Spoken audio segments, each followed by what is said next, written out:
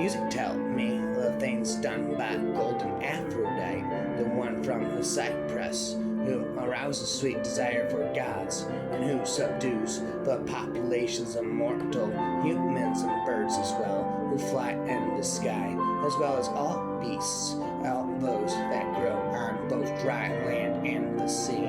They all know the things done by the one with the beautiful garlands, the one from Cyphera, but there are three whose friends she cannot win over or deceive. The first is the daughter of Aegis, bearing Zeus, bright-eyed Athena, for she takes no pleasure in the things done by golden Aphrodite. What does please her is wars, and what is done by Ares, battles and fighting, as well as the preparation of splendid pieces of craftsmanship, for she was the first to teach mortal humans to be craftsmen and making war chariots and other things on wheels decorated with bronze, and she is who teaches maidens tender of skin inside the palaces the skill of making splendid pieces of craftsmanship, putting it firmly. College professors wish they can make the material fun and spit like this Harvard and so on, spend all day long to history, utility, pop, religion, bomb.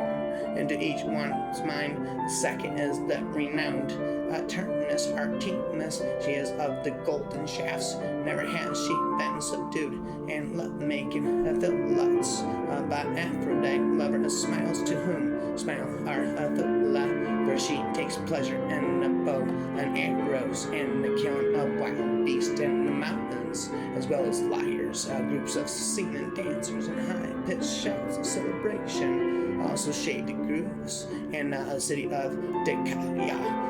Men of the third one not to take pleasure in the things done by Aphrodite is that young maiden full of Hades, Hestia, who was the first born child of Cronos, the one with the crooked Midas, the crooked Myrtas, Midas, Spitis, as well as the last and the youngest of the will of Zeus, holder of the ages. She was the lady who was wooed of Poseidon and Apollo, but she was quite unwilling, and she was firmly refused. She had sworn a great oath, and what she had said became what really happened. She swore as she touched the head of her father Zeus, the Aegis bearer, that she would be a virgin for all days to come, that illustrious goddess, and to her father Zeus gave a beautiful honor as a compensating substitute for marriage. She is seated in the middle of the house, getting the richest portion, and in all the temples of the gods she has a share in the time. Among all the mortals, she is the senior goddess, Spitis, religion.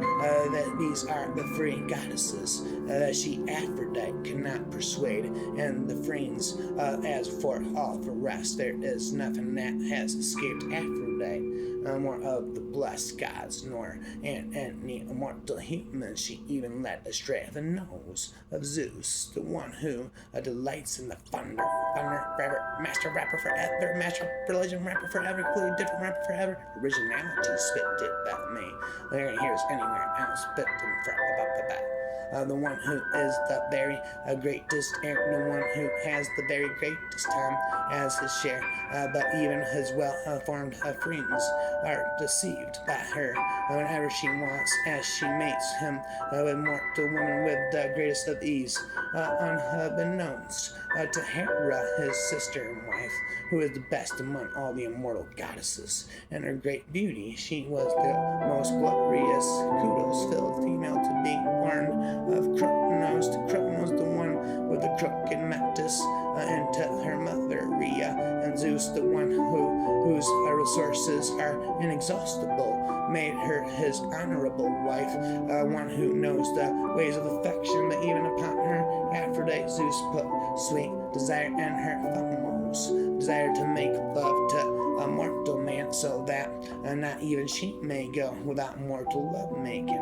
You get a chance to glow at all the other gods with her sweet laughter. Aphrodite, lover of smiles, boasting that she can make the gods sleep with mortal women to immortal flowers, and how she can make the goddesses sleep with mortal men. And so he, Zeus, put sweet desire in her footmost, desire for Anchises. At that time, he, Anchises, was herding cattle at steep peaks of Mount Ida, famous for its many springs. To look at him, and the way he was shaped was like looking at the immortals. When Aphrodite, lover of smiles, saw him, she fell in love with him. A terrible desire seized her and her friends. She went to Cyprus, entered her temple, fragrant with incense at the Phaethos. That is where her sacred precinct is, and at her altar fragrant with incense. She went in and closed the shining doors. Then Charon's graces bathed her and anointed her with oil, the kind that gives immortality, glistening on the complexion of the gods, who lasts for all time. Immortal is great, a giver of pleasures, and it had the fragrance of incense.